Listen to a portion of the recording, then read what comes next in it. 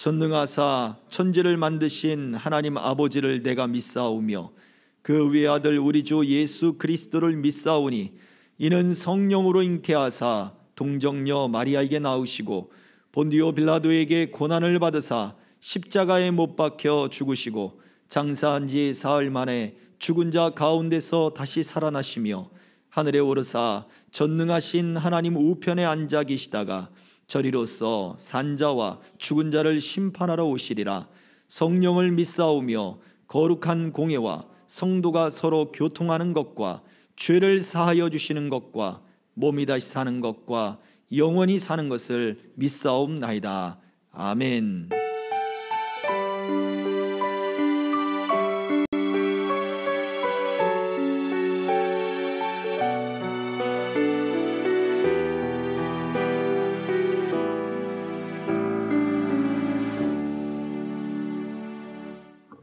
아멘. 오늘 우리가 함께 나눌 은혜의 말씀은 베드로전서 2장 1절부터 10절의 말씀입니다. 이제 봉독해 드리겠습니다. 그러므로 모든 악독과 모든 기만과 외식과 시기와 모든 비방하는 말을 버리고 간단한 아기들 같이 순전하고 신령한 젖을 사모하라. 이는 그로 말미암아 너희로 구원에 이르도록 자라게 하려 함이라. 너희가 주의 인자하심을 맛보았으면 그리하라. 사람에게는 버림바가 되었으나 하나님께는 택하심을 입은 보배로운 산돌이신 예수께 나아가 너희도 산돌같이 신령한 집으로 세워지고 예수 그리스도로 말미암아 하나님이 기쁘게 받으실 신령한 제사를 드릴 거룩한 제사장이 될지니라. 성경에 기록되었으되 보라 내가 택한 보배로운 모퉁이 돌을 시온에 두노니 그를 믿는 자는 부끄러움을 당하지 아니하리라 하셨으니 그러므로 믿는 너희에게는 보배이나 믿지 아니하는 자에게는 건축자들이 버린 그 돌이 모퉁이의 머릿돌이 되고 또한 부딪히는 돌과 걸려 넘어지게 하는 바위가 되었다 하였느니라. 그들이 말씀을 순종하지 아니함으로 넘어지나니 이는 그들을 이렇게 정하신 것이라. 그러나 너희는 택하신 족속이요 왕같은 제사장들이요 거룩한 나라요 그의 소유가 된 백성이니 이는 너희를 어두운 데서 불러내어 그의 기이한 빛에 들어가게 하신 이의 아름다운 덕을 선포하게 하려 하심이라. 너희가 전에는 백성이 아니더니 이제는 하나님의 백성이요 전에는 긍휼을 얻지 못하였더니 이제는 긍휼을 얻은 자니라. 아멘. 우리는 하나님의 집으로 세워져야 합니다 라는 말씀의 제목으로 함께 은혜를 나누어 보겠습니다. 먼저 여러분들에게 질문을 하나 내보죠. 성경은 왜 우리에게 도덕적이고도 윤리적인 그러한 삶들을 요구할까요? 왜 선하게 살아야 된다, 거짓말을 하지 말아야 된다, 왜 악한 삶을 살아야 하지 않아야 된다, 이런 말들을 하느냐 이거죠.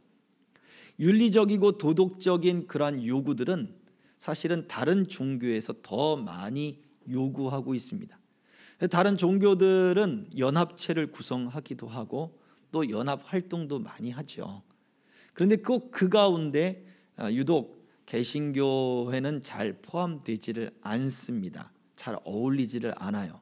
그래서 참 덕이 없다, 사랑을 이야기하면서도 왜 사랑의 모습을 보이지 않느냐라고 하는 그러한 이야기들을 비판을 받기도 합니다.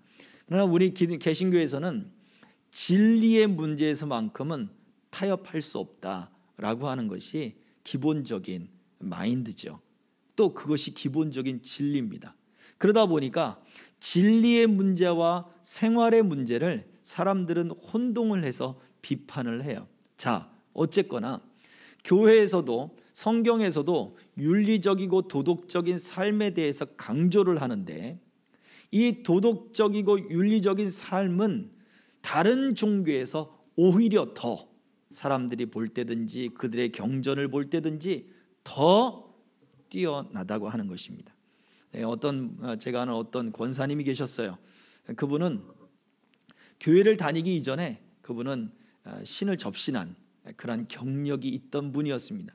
그분은 매일 아침 그 신에게 치성을 드리기 위해서 매일 아침 목욕으로, 찬물로 목욕으로 그 몸을 정갈하게 하고 그리고서는 매일 아침 우리가 새벽 기도를 하듯 그렇게 치성을 드렸습니다. 자, 우리가 새벽 기도를 나올 때 우리는 어떠한 마음으로 나옵니까? 여러분들 어떠한 모습으로 나와요? 나 새벽 기도 나오기 전에 몸을 찬물로 싹 샤워를 하고 뭐 그렇게 새벽 기도를 나오십니까? 저조차도 그렇게 하지 않습니다. 어떠한 모습으로, 어떠한 마음으로 우리는 새벽 기도를 나오고 있습니까? 여러분 새벽에 기도하십니까? 아니면 여러분 정한 시간에 기도하십니까? 코로나 이 시기에 되다 보니 새벽 기도에 나가는 사람들이 많이 거의 없죠. 많은 부분에서 그렇습니다. 오히려 더 윤리적이고 도덕적이고 거기서 더 나가서 율법적인 행위들은 다른 종교들이 더 많이 요구합니다. 그런데도 불구하고 왜 성경은 우리에게 이런 것들을 요구하느냐라는 것입니다. 1절의 말씀에서는 모든 악독과 기만과 그리고 외식과 시기와 비방하는 말들을 버려라 라고 말을 하고 있죠. 그 이유에 대해서 그 다음 절과 2절과 3절에서 이야기를 합니다. 정리를 해보면 첫째는 순전하고 신령한 것을 사모해야 한다는 것을 말해줘요.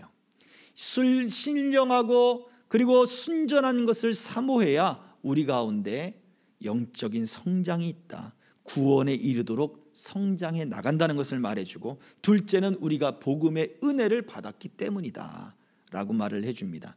조금 더 구체적으로 첫 번째 2절의 말씀 다시 한번 보도록 하겠습니다. 시작. 갓난아기를 같이 순전하고 신령한 젖을 사모하라. 이는 그로 말미암아 너희로 구원에 이르도록 자라게 하려 함이라. 갓난아기들 같이 순전하고 신령한 젖을 사모하라. 신령한 것은 하나님의 그 은혜의 말씀, 이 복음의 말씀, 우리가 은혜라고 하는 영적인 삶이라고 하는 것은 우리에게 어린 아이가, 아주 갓난 아기가 어머니의 젖을 먹듯 그렇게 먹어야 되는 것을 말해줘요. 성인들은 금식을 합니다. 간헐적 금식도 하고 또 어떤 요구에 의해서 또는 필요에 의해서 금식을 하기도 해요. 그러나 갓난 아기들은 3시간 되면 무조건 먹어야 되는 거예요. 그래야 면역력도 길러지고 성장도 하고, 그리고 어른으로서의 그러한 사람으로서의 모습으로 세포 분열도 일어나면서 점점 자라가게 되어 있습니다. 베드로 사도가 우리가 신령한 것을 사모하는 것은 바로 그 갓난 아기가 어머니의 젖을 먹는 것과 같다라고 말을 해주고 있습니다. 영적인 세계, 우리 믿음의 세계, 은혜의 세계는 바로 그래요. 잠시 쉬었다가 하는 것도 아니고, 또 우리가 예배를 드림으로써 그냥 그것이 채워지는 것도 아니에요. 사모해야 된다라고 말해주고 있어요. 사모해야 된다. 아기는 그 젖이 배고프면 그냥 울어버립니다. 젖 달라고 그에게, 그의 입에 어머니의 젖이 물릴 때까지 계속해서 끊임없이 갈구하고 소리치고 발버둥친단 말이에요. 우리가 바로 그처럼 하나님의 은혜를 그렇게 사모해야 된다. 우리가 지난 시간에, 지난 주일에 우리는 예수 그리스도의 몸으로서 머리 대신 그리스도로부터 은혜를 끊임없이 채워야 된다는 말씀을 나누어 보았습니다. 과연 우리가 그 은혜를 채우기 위하여 한 주간 동안 저와 여러분들은 어떠한 삶들을 사셨습니까? 그렇게 기도하셨습니까? 하나님의 은혜가 내게 채워지기를 소망합니다. 주님의 은혜로 나를 채워 주옵소서. 내 건강, 내 육체, 내 감정, 내 의지, 내 모든 행동, 내 모든 행동들을 통해 열매를 맺는 그 모든 성품들까지 이곳에 예수 그리스도가 채워지기 원합니다 라고 하는 그러한 간절한 소망들이 여러분의 기도로 나타났고 여러분의 삶 속에 나타났느냐 이거예요. 여러분의 행동을 변화시켰느냐 이거예요. 신령한 것을 사모하는 것은 바로 이와 같습니다. 갓난아기가 그 어머니의 젖을 사모하는 것은 바로 그렇습니다. 근데 2절에서 하반절에 보면 그로 말미암아, 그렇게 사모함으로 말미암아 뭐라고 얘기하고 있습니까? 너희로 구원에 이르도록 자라게 하려 함이라 라고 말해주고 있습니다. 왜 우리에게 믿음의 성장이 없는가? 왜 은혜의 성장이 없는가?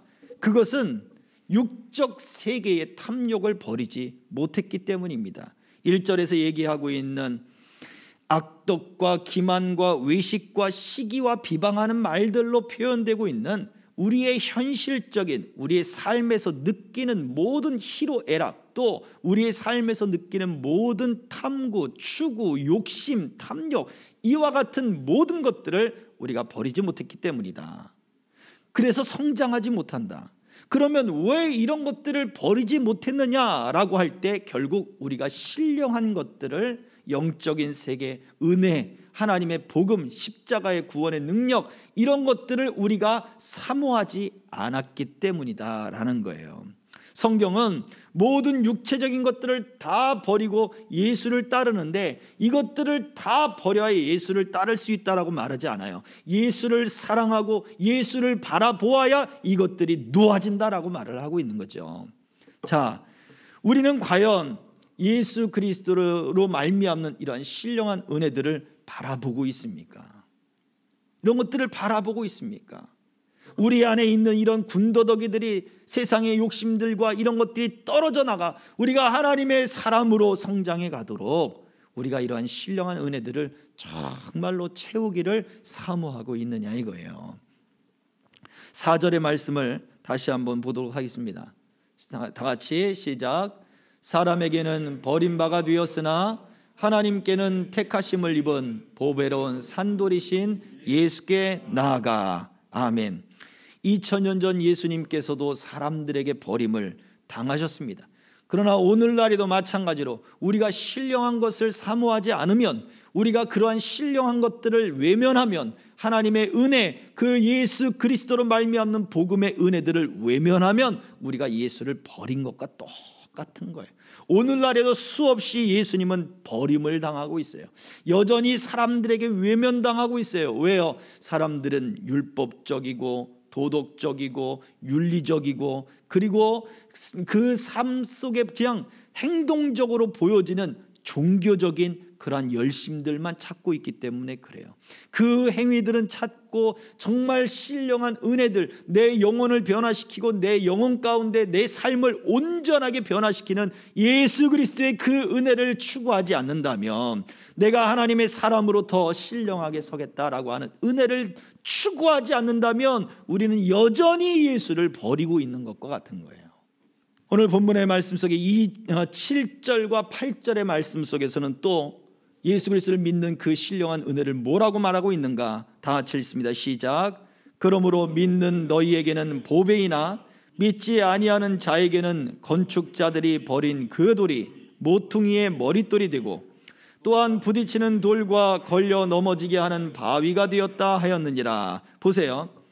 믿는 너희에게는 보배예요. 그러나 믿지 않는 자들에게는 8절에 뭐라고 얘기합니까? 부딪히는 돌이 되는 거예요. 보배가 아니라 이제는 거추장스러운 것이 되어버린 거예요.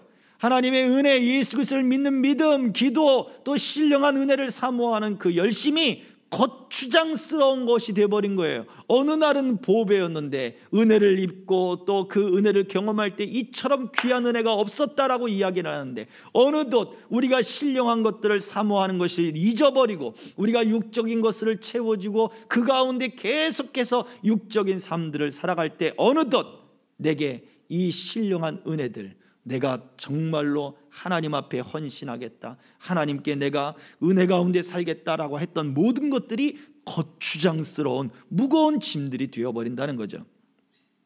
7절에 믿지 아니하는 자들에게는 버리는 돌이 됐습니다. 8절에서 얘기할 때 믿지 않는 사람들, 말씀을 순종하지 않는 사람들에게는 넘어지는 것이 되었습니다. 오늘날 우리가 예수 그리스도의 은혜를 외면하는 것, 우리가 신령한 은혜 가운데 사는 것을 외면하는 모습이 바로 이와 같은 거예요. 거추장스러운 것이 되고 내 발을 걸려 넘어뜨리게 하는 것이 되는 거예요. 그러나 우리 그 은혜가 말씀을 순종하고 말씀을 사모하고 하나님의 그 말씀대로 살겠다, 그 말씀을 이루겠다라고 할 때, 왜요? 그 말씀의 가치를 발견했을 때는 무엇이 생겨납니까? 그것이 너무 귀한 거예요. 너무 보배로운 거예요. 우리가 작심삼일이라고 하는 그런 일들이 있죠. 뭐 담배를 끊으시는 분들도, 술을 끊으시는 분들도 그것을 끊고 그다음에 그러다가 3일이 지나면 마음이 바뀌어 버린다는 거예요.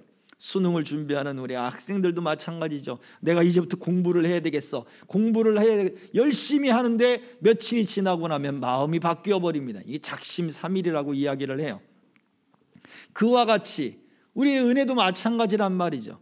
어느덧 그 보배로운 말씀의 가치를 발견했어요. 야, 내가 말씀대로 살아야 되겠다. 내가 기도해야 되겠다. 내가 은혜를 받아야 되겠다.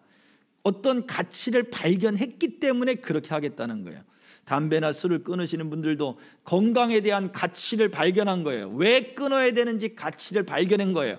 그 가치를 발견했다가 그게 정말 보배같이 느껴졌는데 며칠 지나고 나면 그냥 거추장스러운 거예요. 아유, 다시 그냥 돌아가 버리는 일들이 많아지는 거예요. 공부를 하는 학생들도 인생의 가치를 발견했죠. 내 인생을 개척해보겠다. 내 삶을 개척해보겠다. 그래서 공부를 시작했는데 그게 보배로운 것 같았는데 어느 순간 지나가 보면 바로 그것 가치를 잃어버리기 시작하는 거예요.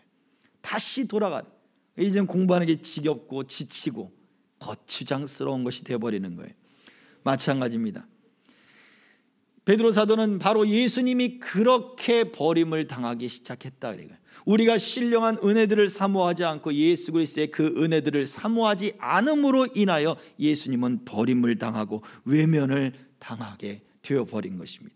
오늘 본문의 말씀 4절과 5절을 다시 한번 봉독하도록 하겠습니다.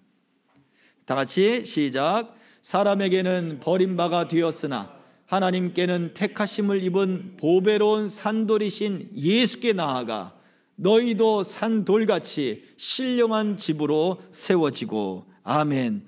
우리는 하나님의 집으로 세워져야 합니다 라고 하는 이 말씀의 제목처럼 너희는 예수 그리스도께로 나아가 바로 산돌같이, 살아있는 돌같이, 살아있는 하나님의 집으로 세워진 그 예수 그리스도, 바로 그 은혜에 살아있는 생명력 있는 하나님의 집으로 세워져야 된다라고 말씀을 하고 있는 것입니다. 바로 우리가 하나님의 집이기 때문에 그래요. 왜 우리로 하여금 성경은 이야기를 하는가? 우리가 하나님의 집이기 때문에 그래요. 우리가 이처럼 신령한 것을 사모해야 하는 바로 그 첫 번째 이유가 바로 그것입니다. 우리는 하나님의 집입니다. 고린도전서 3장 9절의 말씀을 봉독하겠습니다. 우리는 하나님의 동역자들이요 너희는 하나님의 밭이요 하나님의 집이니라. 분명하게 이야기를 하고 있어요. 복음을 전하고 복음을 들은 그 백성들에게, 또 교회인 성도들에게 너희는 하나님의 집이다. 너 하나님의 밭이다. 하나님이 일구시는 그 밭이지만 하나님의 집이다 라고 말씀하고 있고요. 디모데전서 3장 15절도 이 말씀을 합니다.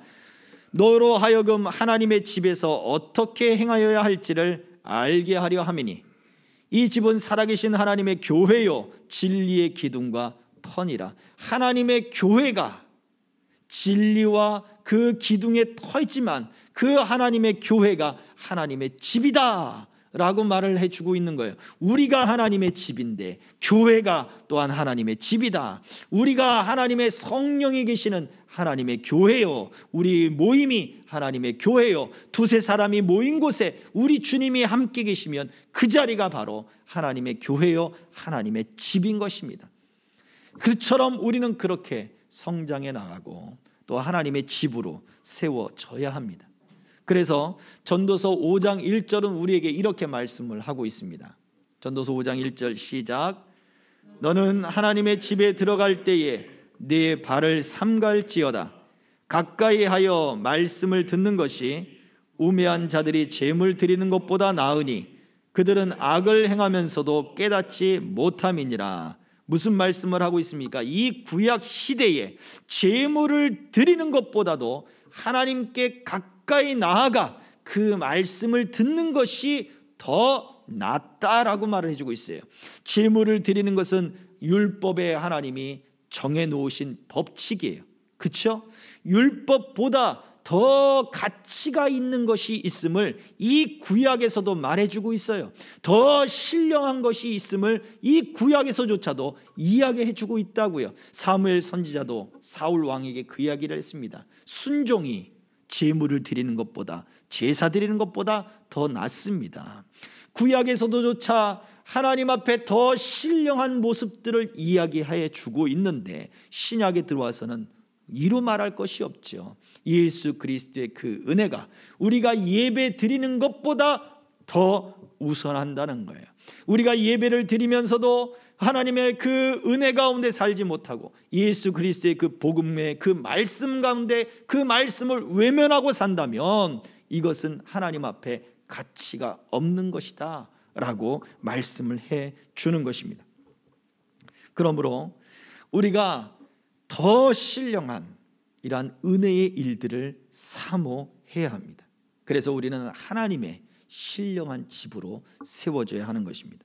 오늘 본문의 말씀 속에 그렇다면 우리가 하나님의 집으로 세워질 때 이미 여러 차례 얘기를 했습니다만 우리가 기억해야 할 것은 두 번째, 우리는 복음의 믿음 위에 자신을 건축해야 한다는 것입니다. 우리가 하나님의 집으로 세워진다는 게 무엇이냐? 바로 그 복음의 믿음, 예수 그리스도의 그 희생과 그 십자가의 그 믿음, 그 믿음이 우리 안에 채워지고 그 믿음을 기초로 우리가 세워져야 한다. 예배를 드리는 것도, 우리가 주님 앞에 헌신하는 것도, 또 우리가 모여 찬송하는 것도, 기도하는 것도 예수 그리스도의 그 십자가의 은혜가 아니면 안 된다는 것을 말해주고 있어요.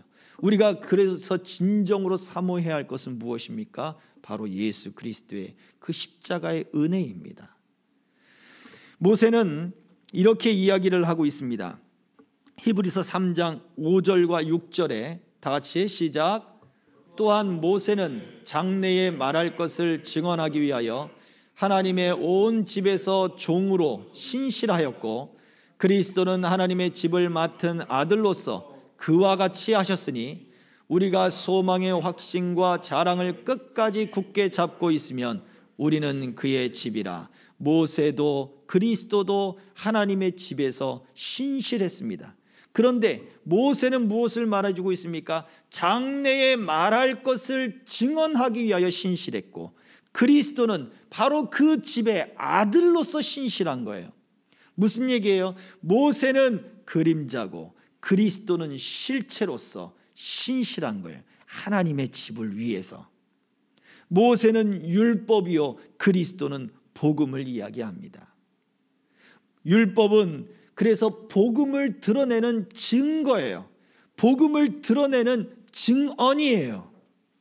복음을 나타내고자 그 율법은 신실하게 그 역할을 한 거예요. 그리스도는, 복음은, 예수 그리스도로 말미암는 그 복음은 하나님의 아들을 되게 하고 하나님의 자녀가 되게 하고 하나님의 자녀가 되는 권세를 얻게 하는 바로 그 은혜에 있어서 믿을 만하고 신실하다라는 것을 말해주고 있는 거예요. 바로 그렇습니다. 율법은 복음을 드러내기 위한 거예요. 우리가 율법적이고 도덕적이고 윤리적인 삶을 사는 것의 목적은 무엇입니까? 바로 복음을 드러내기 위해서 하는 거예요. 예수 그리스도를 드러내기 위하여 하는 거예요. 왜 모든 그런 탐심과 외식과 가식과 그리고 모든 죄악과 이런 허망한 말들을 버려야 되느냐라고 할 때 그리스도의 복음이 우리 가운데 나타나고 우리 심령 가운데 우리가 그 복음의 능력으로 세워지기 위해서다라는 거예요. 그걸 위하여 율법은 바로 그 모세로 통하는 그 율법들은 바로 그 복음을 나타내기 위해 신실한 작용을 한, 비판하고 비난하고 정죄하고 죄가 죄인 것을 알게 하는 것이 바로 율법의 모습입니다.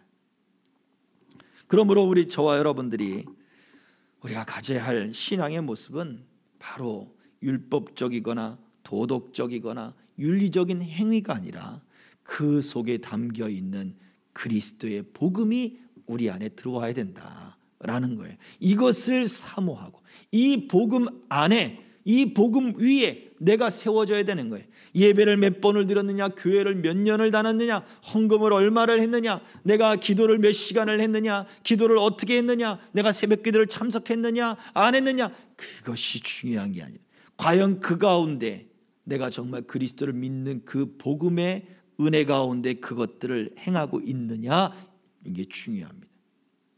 진정으로 우리가 예수 그리스도를 믿는 복음 가운데 우리가 행한다면 여러분들은 더 모이기를 힘쓸 거예요. 더 헌신하기를 힘쓸 것이고 더 하나님 앞에 수고하기를 힘쓸 것입니다. 그것이 바로 복음 위에 자기를 건축하는 사람의 모습이에요. 모세가 필요 없다고 얘기하지 않았습니다. 모세를 쓰고서 버렸다라고 말하잖아요. 모세도 하나님의 집에서 그 복음을 드러내기 위하여 신실한 종이 됐다. 정말 우리가 그리스도의 복음 안에 예수 그리스도를 믿는 그 믿음 안에 내 영혼이 채워진다면 율법적이거나 도덕적이거나 윤리적인 모든 행위들은 예수 그리스도를 믿는 믿음 안에서 더 그것을 강하게 하고 그것을 드러나게 하는 그러한 증거로서 나타난다는 거예요. 교회 다니는 사람들을 뭘로 압니까? 예수를 믿는 사람들을 뭐로 알아요? 교회에 잘 참석하는 걸로 알잖아요. 사람들이 그렇게 본다고요. 자, 교회를 잘 참석하는데 예수를 안 믿는 사람들이 있죠. 결국 무엇으로 나타납니까? 예수 그리스도를 잘 믿는 그 사람들은 정말 예배도 잘 드리고 교회 참석도 잘해요. 여기에서 차이가 나는 거예요. 또 하나님 앞에 헌신도 하고 또 서로 잘 섬기고 교역자들을 잘 섬기기도 해요. 대접받기 위해서 이런 얘기를 하는 게 아닙니다. 실제적으로 그런 은혜들이 있는 사람들이 모습이 바로 그렇게 나타나요. 하나님 앞에 헌신하고 예물을 드리고 아낌이 없어요. 그것이 바로 그 안에 있는 복음의 기쁨 때문에 그래요. 그러나 이러한 복음의 기쁨 없이 이러한 일들로 만족한다면 이것은 믿음이 아니라는 얘기예요. 자, 보세요. 또 에서의 모습을 한번 살펴보자고요. 에서는 야곱 에서의 위협을 피해서 도망가는 야곱의 그러한 일들 통해서 우리는 이것을 또한 살펴볼 수 있습니다. 창세기 28장 17절에 야곱이 잠에서 깨어나 이렇게 이야기를 했습니다. 같이 읽습니다. 이에 두려워하여 이르되 두렵도다. 이곳이요 이것은 다름 아닌 하나님의 집이요 이는 하늘의 문이로다.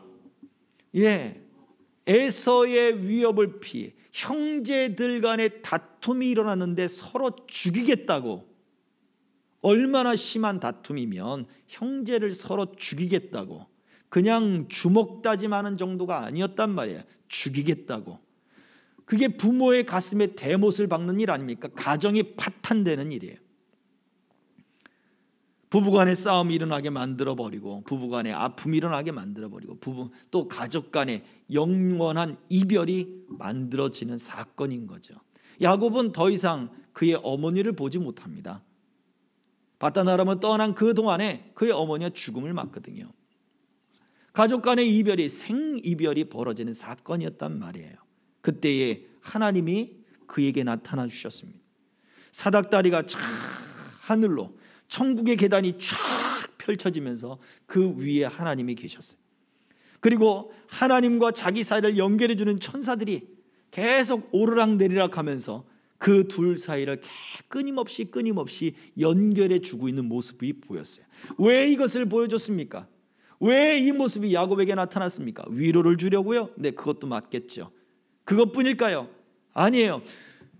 야곱의 인생에 있어서 더 나은 것이 있음을, 신령한 것이 있음을 보여주는 거예요. 야곱은 태어날 때부터 불만이었죠. 형의 발 뒤꿈치를 잡고 태어났습니다. 왜요? 같은 날 태어났고 같은 시각에 겨우 몇 분 차이로 태어난 그 사람에게 자기의 권리를 빼앗기는 것 같아서 억울한 거예요. 하나님 앞에 그 장자의 명분이 나는 정말 귀하다 생각하는데 그 형 에서는 그게 아무렇지도 않은 거예요. 그냥 누리는 권리였던 거예요. 그러니 아무렇지 않게 느껴져요. 동생에게 있어서는 그게 굉장히 중요한 일이에요. 우리가 사람이 말 한마디를 통하여 사람을 상처 주기도 하고 그 사람이 죽을 것 같은, 실제적으로 그 사람이 생을 마감하게 할 정도의 그런 어떤 타격을 주기도 하잖아요. 그런데 오히려 그 말 한마디가 그 사람의 일생 동안 가지고 있던 무거운 짐이 벗겨지게 하는 말이 되기도 해요. 놀랍지 않습니까? 어떤 사람에게는 그것이 아무렇지 않은 이야기지만 어떤 사람에게는 그 말이 굉장히 중요한 인생의 터닝 포인트가 된단 말이에요. 야곱에게 있어서 장자라고 하는 것은 바로 그렇습니다. 그의 인생을 통틀어서 어쩌면 내가 하나님의 복을 받을까, 장자의 복을 받을까, 하나님의 복을 받을까, 이것이 야곱에게 있어서는 정말 중요한 문제였어요. 그래서 그것을 위하여 최선을 다해 애를 쓰는 거예요. 그것을 위하여 정말로 아버지를 속이는 데까지 그는 노력을 했어요.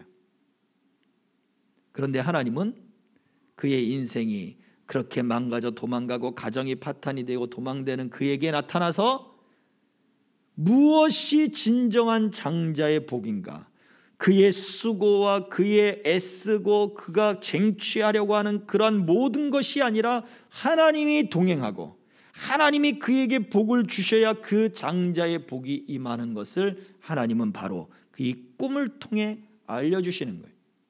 그래서 야곱이 잠에서 깨어나서 이곳이 하나님의 집이다, 하나님이 계셨기 때문에 하나님의 집이 아니라 하나님이 지금 나와 같은 상황 속에도 나와 동행하시니 이곳이 하나님의 집이다 라고 고백을 했죠. 자, 그런데 그것뿐이었어요. 하나님이 이곳에 나타났으니까 여기가 하나님의 집이다 라고 생각을 했던 것 같아요. 바단 아람으로 떠나서 외삼촌의 집에서 20년의 시간이 지납니다. 그 20년의 시간이 지나고 난 다음에 야곱은 그 20년의 세월을 돌이켜볼 때 이렇게 고백을 합니다. 창세기 30장 30절입니다. 다 같이, 내가 오기 전에는 외삼촌의 소유가 적더니 번성하여 때를 이루었으니 내 발이 이르는 곳마다 여호와께서 외삼촌에게 복을 주셨나이다. 그러나 나는 언제나 내 집을 세우리이까. 외삼촌의 집에 가서도 마찬가지였어요. 그는 최선을 다해 삽니다. 외삼촌의 양들을 지키고 그 양들을 번성시키기 위하여 최선의 노력을 합니다. 자기가 가지고 있는 모든 지식과 열정과 에너지를 다 쏟아붓습니다. 성경에 있는 세대를 통해서 그 나이를 계산을 하면 야곱이 바단 아람으로 떠날 때의 나이가 약 70세에서 75세 사이에, 그런데 그 70세, 만약 70세라 그런다면 그 70세에 가지고 있던 모든 경험을 외삼촌의 집에 가서 다 쏟아붓는 거예요. 얼마나 많은 노하우가 있겠습니까? 그것을 해서 그 양떼와 그리고 그 염소떼를 번성시켰단 말이에요. 그리고 거기에서 20년의 세월이 지났으니 90세가 넘었겠죠. 자, 90년 동안 그의 인생을 돌이켜보니 이거예요. 내가 이처럼 애를 썼는데 내 집을 세우지 못했다 이거예요. 내가 그렇게 하나님 앞에 장자의 복을 받고 내가 그렇게 복의 주인공이 되고 싶었는데 내가 이 복을 얻지 못했다는 것이 야곱이 이야기하고 있는 그의 인생의 결과였어요. 야곱은 자신의 집을 세울 것이 아니라 하나님의 집을 세웠어야 하는 것입니다. 바단 아람에서 돌아오는 그 길에 야복강에서 천사와 씨름합니다.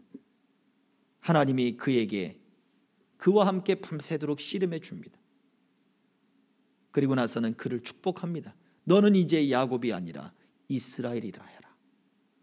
하나님과 겨루어 이기었다. 하나님과 어떠한 시험을 통해 이긴 것이 아니라 하나님이 그에게 복을 주고 하나님이 그에게 이름을 주고 하나님이 그의 삶을 복주고 하나님이 그의 삶을 붙들어주고 하나님이 그와 동행하여 줌으로 말미암아 세워지는 하나님의 이름이 바로 그에게 생겨나게 된 것입니다. 우리도 마찬가지입니다. 우리가 구현하려고 하고 우리가 실현시키려고 하는 여러 가지 구상들이 있죠. 우리가 집을 지을 때도 측량을 합니다. 땅을 측량을 하고 이곳에 건물을 어떻게 세울까, 어떤 모양, 어떤 방향으로 건물을 세울까를 연구합니다. 그리고는 여러 가지 구상을 통해 설계 도면을 만들고 설계 도면에 따라 집을 짓기 시작합니다. 외장이 만들어지고 내장이 이제 꾸며질 때도 마찬가지지만 여러 가지 변동이 있고 변경을 하고 이곳에 더하기도 하고 또 빼기도 하면서 그렇게 꾸며 나갑니다. 우리 인생도 그렇지 않습니까? 내가 무엇을 위해서 지금 내가 공부를 하겠다, 내가 무엇을 위해서 지금 운동을 하겠다, 내가 어떤 삶을 살기 위해 내가 지금 이렇게 노력하겠다, 돈을 벌겠다, 뭐 이런 구상들을 우리는 이리저리 구상하며 인생을 세워나갑니다. 집을 세워나가는 사람들처럼 말이죠. 그런데 우리의 영혼은요, 우리의 믿음은요, 오늘 본문의 말씀에서 우리의 영혼도 그렇게 하나님 앞에 구상이 되어지고 그 하나님 앞에 우리의 영혼도 신령한 하나님의 집으로 세워져야 된다라는 것을 말해주고 있는데, 그렇다면 우리는 어떠한 설계도를 따라 우리가 지어져야 되는가? 바로 예수 그리스도의 그 복음의 말씀들을 우리 삶 속에 구현시켜 나가야 되는 거예요. 우리는 우리의 인생을 설계할 수 없고 우리의 영혼을 설계할 수 없습니다. 우리의 믿음을 설계할 수 없습니다. 믿음은 하나님의 선물이고 하나님이 주시는 거예요. 확 믿어지는 거, 네, 그것은 구원 얻는 영혼 가운데 있죠. 그러나 우리 오늘 베드로 사도가 이야기하는 너희가 구원을 이루기 위하여 예수 그리스도로 말미암아 하나님의 집으로 지어져 가며 성장해 가라. 우리의 구원이 완성될 그때까지 우리의 설계도를 아시는 분은 하나님이세요. 그래서 우리가 하나님의 그 말씀을 따라, 그 복음의 은혜의 말씀을 따라 그 말씀이 내 삶 속에 구현되기를 우리가 사모하고 노력해야 되는 거예요. 야곱은 자기의 인생, 자기가 가지고 있는 노하우, 자기가 가지고 있는 욕심, 자기가 가지고 있는 욕구에 따라 그는 최선을 다했어요. 그러나 하나님의 집이 아니었단 말이죠. 저와 여러분들은 어떻습니까? 우리는 하나님의 집으로 세워져 나가는 것을 추구해야 합니다.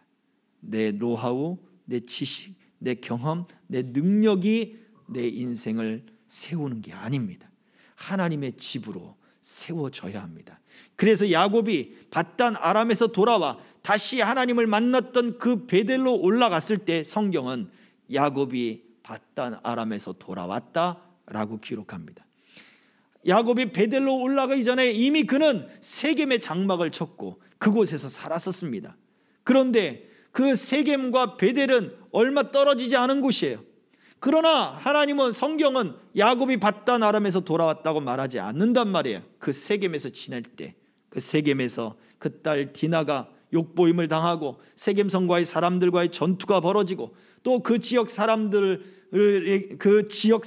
미움을 사서 야곱이 어쩔 수 없이 세겜에서 도망 나와야 하는 일이 또 생겨버리죠. 그러나 모든 것을 다 버리고 베델로 올라갔을 때야 야곱이 밧단 아람에서 돌아왔다라고 성경은 밝히고 있단 말이에요. 그렇습니다. 우리가 하나님의 그 말씀들, 신령한 것을 사모한다면 그 복음의 말씀들이 내 삶 속에 구현이 되어야 돼요.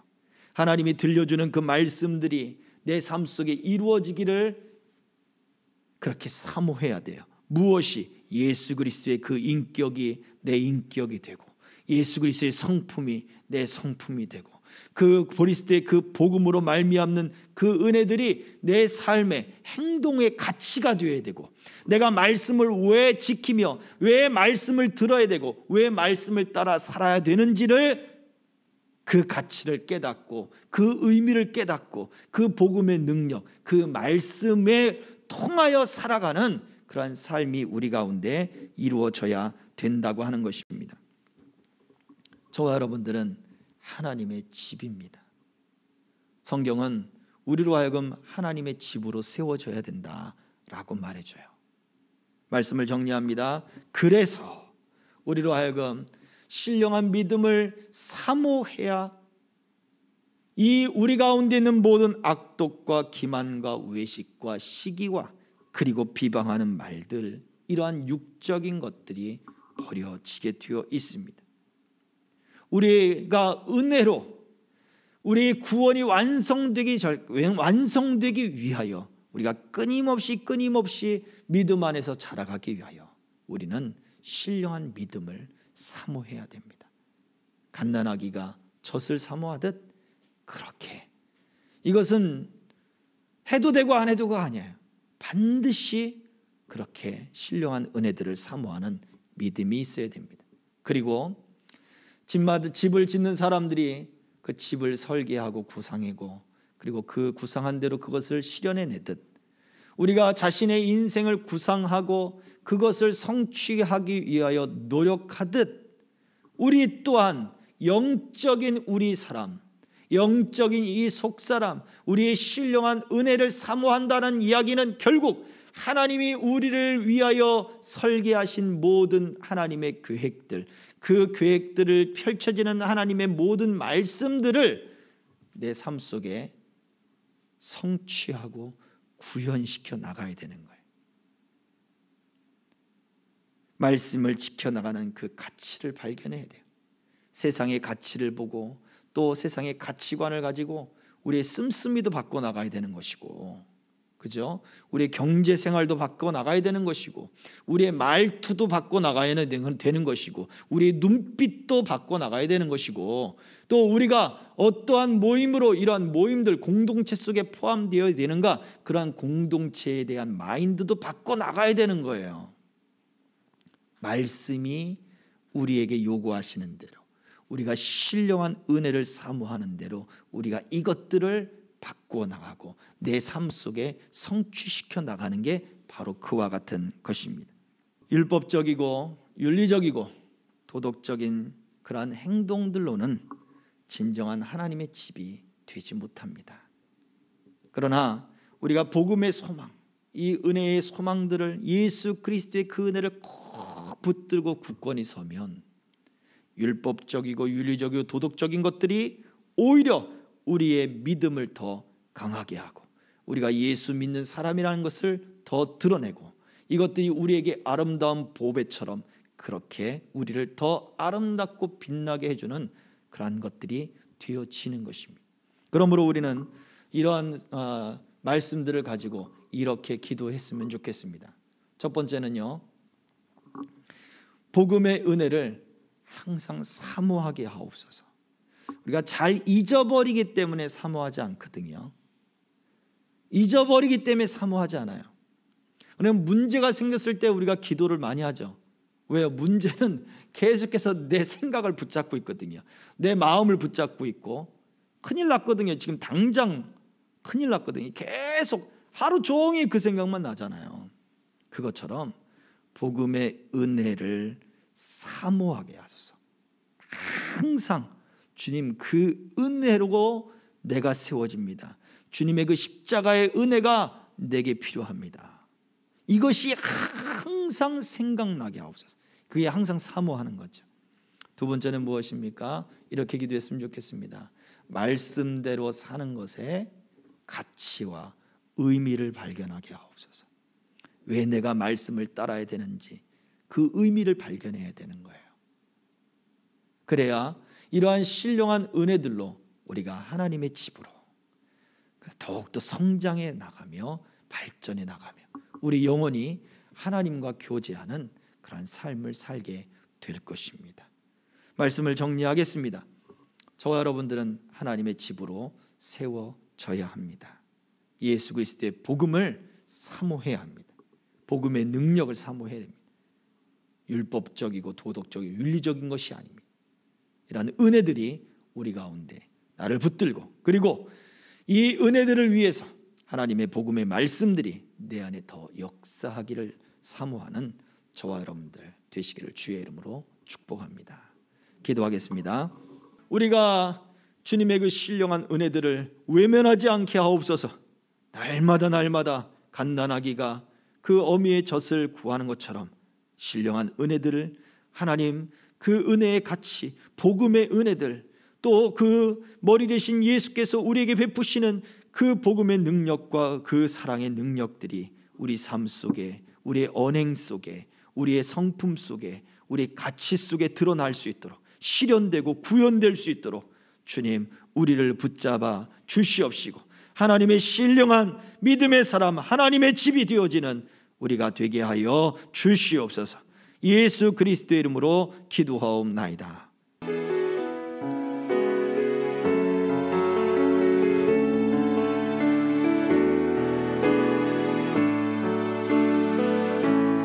아무도 예배하지 않는 그곳에서 주를 예배하리라. 아무도 찬양하지 않는 그곳에서 주를 찬양하리라.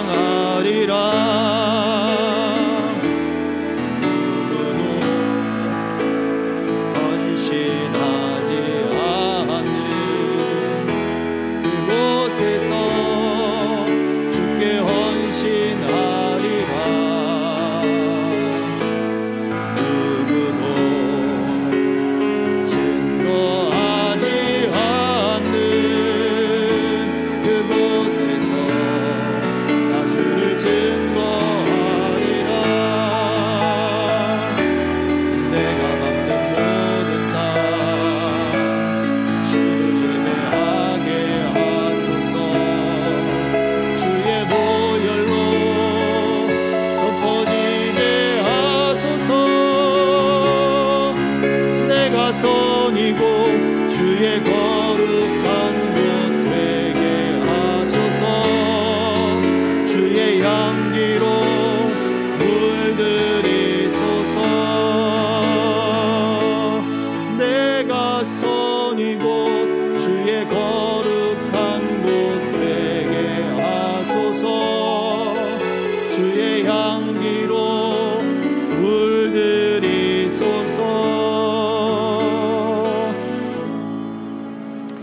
하나님 감사합니다. 주님 앞에 예물을 드렸습니다. 또한 온라인으로 또 예물을 드렸습니다.